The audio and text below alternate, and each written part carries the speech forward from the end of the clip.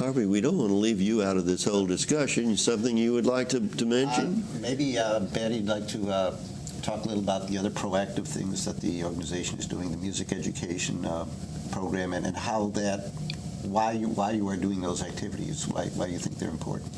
Well, again, as an organization, we really were formed by the March to City Hall and formed through citizen comments and requests and suggestions. And we heard and continue to hear a need for engagement on sort of all levels, at all points of the spectrum, along the spectrum regarding public safety. The criminal justice issue is one end of the spectrum. Root causes and youth outreach is the other end of the spectrum. And we have a number of programs through which we try to recruit young New Orleanians to the cause of safety and anti-violence, and thereby open up paths of nonviolence and alternatives to the drug trade, to street life.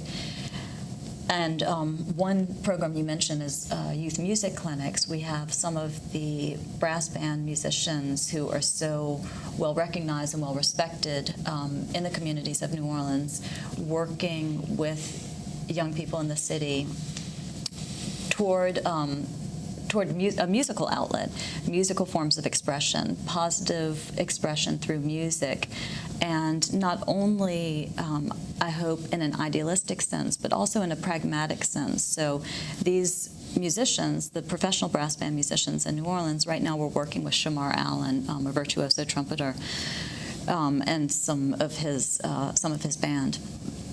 They not only coach the young New Orleanians on music, but also talk to them about music as a career, about music as an alternative, about all the positive ramifications of pursuing expression through the arts in again, a sort of pragmatic, strategic sense. So we have a number of programs, but that right now is probably our strongest program, our most active program, our youth music clinics that take place on Tuesday evenings. Let me ask you a harder question, if I may here.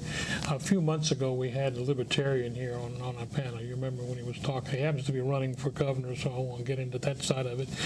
But he made the point, either here on the show or to me privately, that we've learned nothing since Prohibition.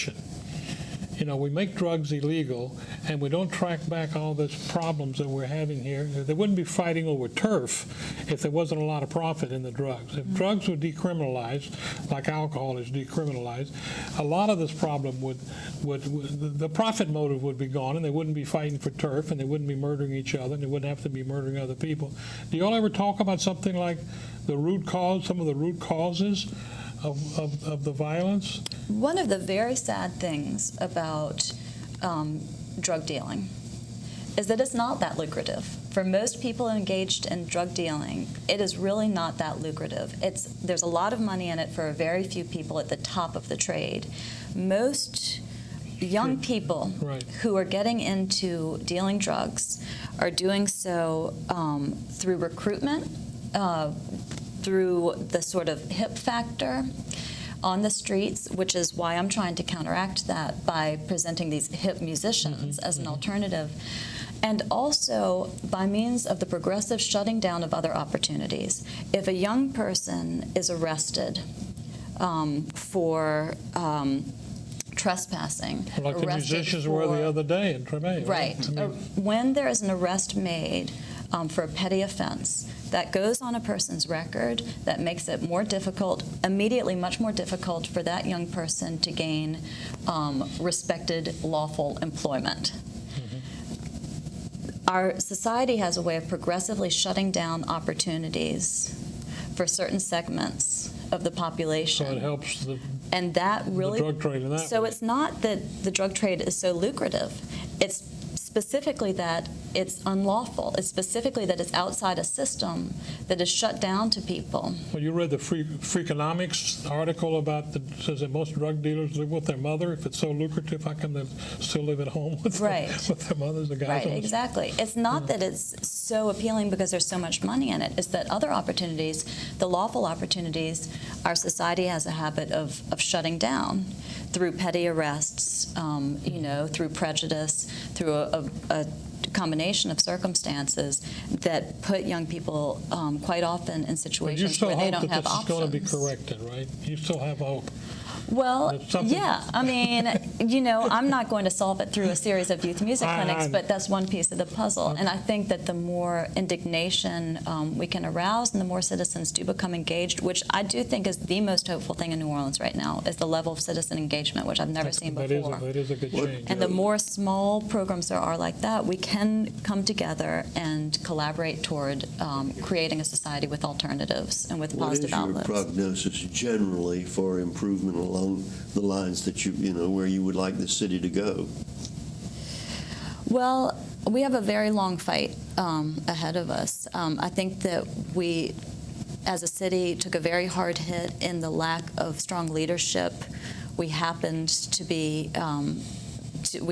have in place at the time of Katrina and the flood. I do wish that we had had a stronger mayor in place who could have lifted us up more quickly, who could have taken advantage of the opportunity to band all New Orleanians together. There was an impulse to think of ourselves for the first time that I've ever experienced as New Orleanians above all else, and yet divisiveness has been allowed to creep back in, and we've broken down into smaller camps again. I think that the real hope for the city will come through that divisiveness being overcome, these citizen engagement groups, different activists, finding common ground, common paths, and sort of rediscovering each other in the process of trying to heal the little pieces of the city that each of us is trying to heal. And that is my real hope, is that New Orleans will be regenerated through citizens' eyes, through citizens' actions, and most of all through the hearts of citizens. Does your organization, which I assume is now a formal organization, do you have meetings, or public invited, or what are you presently doing to engage others? We send out a weekly newsletter via email, and we have a vigorous response always to the activities and opinions we put out through that newsletter, which we also post on our website, silenceisviolence.org, each week. We have a sort of loose advisory board that meets every couple of months just to sort of keep ourselves accountable, check in again with the neighborhoods whose voices were so important at the time of the march. But really, we are much more about action than we are about meetings. We really don't meet over much. We really, we organize, for example, city walks. Every few weeks we have walks through different neighborhoods in the city. That way we meet people on the street. We hear what they would like to see from us. We have a chance to talk with each other and to brainstorm about what to do the following week and the following week. Who participates in those walks? Usually different neighborhood groups. We try to alert the neighborhood organizations. Right now we are in Holly Grove. We'll be walking through Holly Grove again in late October.